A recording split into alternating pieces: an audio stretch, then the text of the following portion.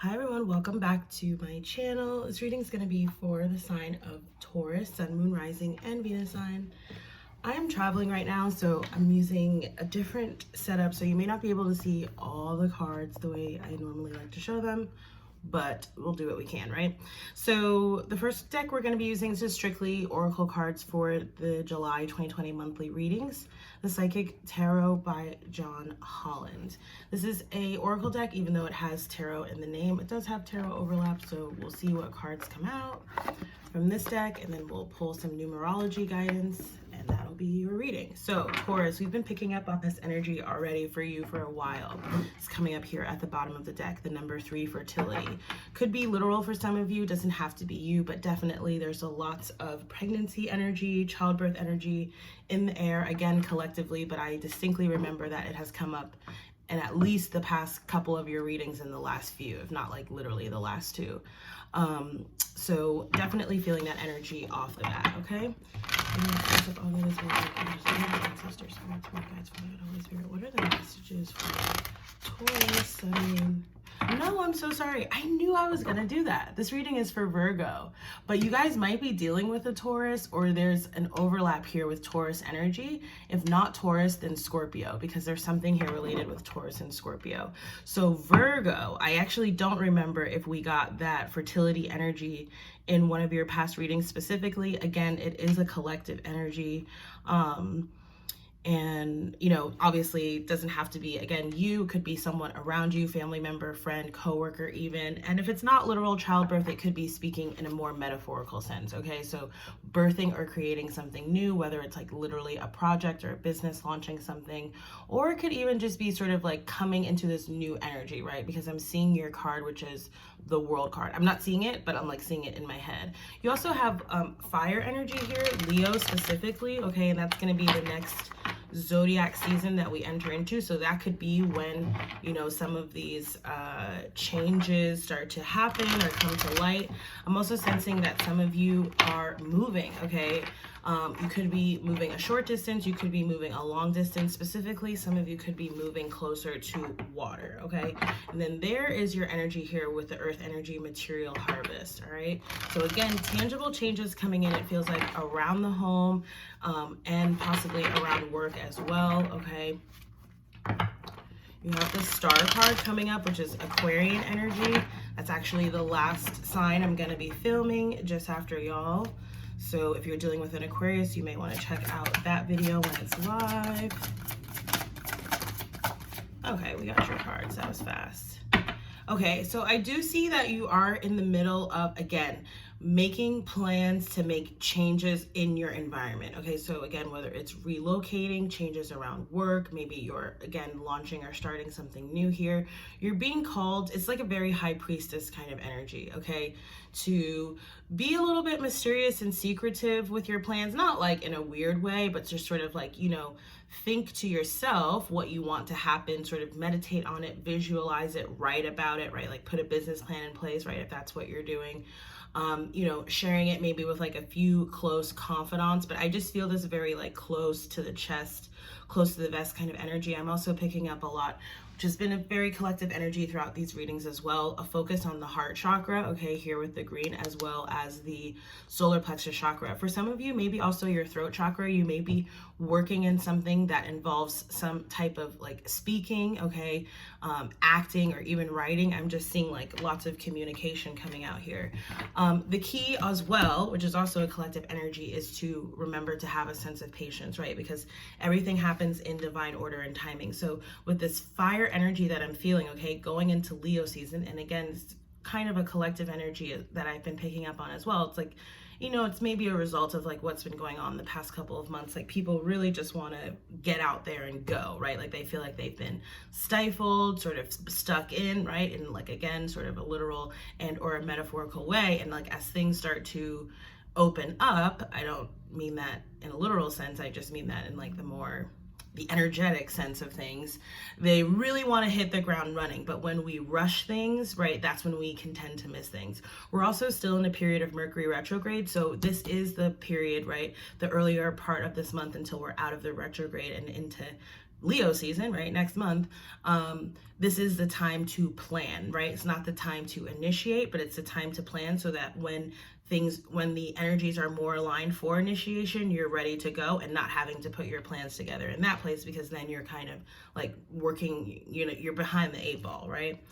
There it is again, that fertility card number 3. So again, could be literal for some of you here, okay, in terms of childbirth or pregnancy. Could even be like that this is upcoming, okay, or that some of you don't know, again, if it's you or if it's someone around you.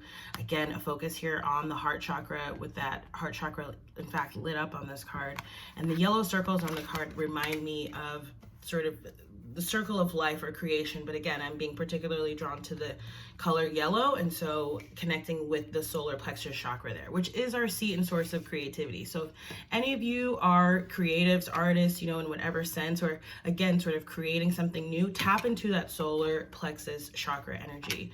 You also have the harmony card coming up. This is the Lovers, okay, Gemini energy in a traditional tarot deck. The fertility card here, this would be the Empress, okay? So you have the Empress and you have the Lovers coming up. Definitely could be talking about a romantic situation, again, some type of up-leveling in a relationship, perhaps, again, expecting a couple here, expecting a baby. I am getting this energy of overcoming obstacles and challenges, okay? I've been picking, that was energy came in during the pre-shuffle, but it just feels like, again, very collective, okay? And I also feel like we've sort of been talking about this for y'all for the better part of this year, not just you, Virgo, but also Taurus, okay? And Capricorn a little bit. Must be something with the earth signs here. But yeah, it's like whatever new is coming in or that you're creating here, it's really helping you to see that any challenges that you went through in the past, you literally had to go through so that you could get to this point, okay? So that you could sort of manifest and materialize whatever this is. It's almost like you wouldn't have really seen the value in what it is that you have or what you're working on unless you sort of went through these challenges. And it also was like a test of your own spirit and your own soul, right? Like, do you have the gumption to like put in enough work, and do you really feel like you deserve it here? The answer is, in fact, yes, you do. It feels very like I'm seeing tangible changes coming into your environment. So again, moving or some type of change around work. But in terms of these obstacles and challenges and overcoming it, it feels like more energetic, okay? Could have been like literal challenges for some of you, challenges around the home, challenges around work that you literally had to overcome. But I'm actually feeling like it was something deeper in terms of like your soul lessons, okay? And then again, you have the throat chakra coming out here. So that communication that I was talking about. Some of you may be going more into a role or position that requires more communication, okay? So again, whether that's some type of speaking publicly or writing, I'm definitely picking up on that energy. So the chakras for you to focus on, again, are your solar plexus, heart, and throat, which by the by, like they're all right together, right? So your solar plexus in your stomach, your heart where your heart is, and then your throat chakra, obviously, where your throat is. Okay, I'm not even inclined to read for any of these cards. Read from the guidance book. I have been for some of the signs, but I feel like this is pretty clear cut. So let's just go straight into the numerology guidance for you Virgos. I so knew that I was gonna say Taurus.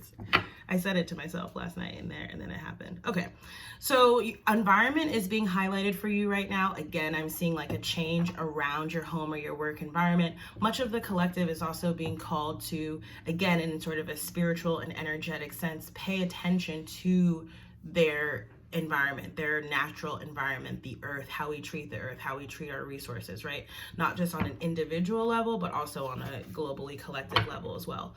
We also have the parenting card coming out here. So again, fertility is being highlighted again.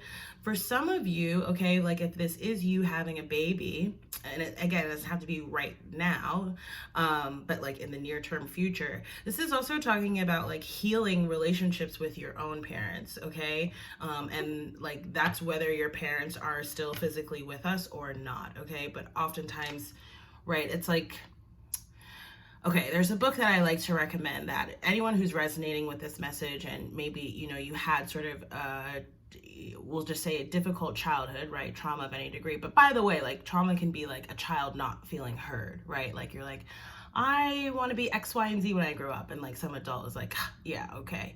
That can be really damaging for a child in terms of like squashing their dreams in that way. So again, it doesn't have to be severe, but any sort of childhood issues. It's a book called The Drama of the Gifted Child. It was recommended to me by a really good friend. It's by Alice Miller. It's a little like therapy-y, but like if you can get through the first 30 pages, it's a really good book, okay? So let's see what numerology cards are coming up for you guys. Whoa, hold on. Something was flipped. Teaching and learning. Okay, again, some of you are entering this parental role where, again, it's like what was passed down to you, and like how you sort of process things and operate as an adult. Now you're thinking about, okay, how do I want to raise my children? What are the messages that I want to give them and to show them? Like, again, sort of literally as well as like energetically in a spiritual sense. I feel a lot of like breaking ancestral chains of behavior. Okay, so like people maybe that you don't even know, but we're talking about, again, like your parents, your grandparents, and so forth down the line, patterns of behavior maybe that aren't the most functional, okay? And addressing those things and changing the dysfunction in the family line. I don't know why I'm feeling that energy very strongly. Forgiveness is coming up here, right? That's a large part of that. Reconciling that, whatever our past experiences are, including childhood, we just have to be real about those things and honest with ourselves about them and honor our feelings around them, and then we can move forward, right? But if we sort of lie to ourselves or try to cover it up, it will just continue to sit there in your subconscious. And in fact, even if you're like out loud, I will not repeat those same mistakes or whatever the case may be, I won't do that to my children, in some way you will do it subconsciously. It may not be the same, but if you don't address it, you will repeat those patterns subconsciously. Okay, parenting's coming up again next to forgiveness. Okay, so it's definitely a strong theme for a lot of you. Again, if this message resonates with you, I definitely recommend that book. Let's see what your numerology guidance. Oh, look at that, happy ending. There's literally nothing better. And a happy ending in love. And you have patience coming out too. So you have the numbers 2, patience, the number 6, love, and the number 3, happy ending. We've talked about patience a little bit here with that patience and planning card. Okay, new beginnings. I knew I felt that world energy for you guys. That's your card. Actually, that's the Fool card, but I get the world off of that card just because of the way that it looks.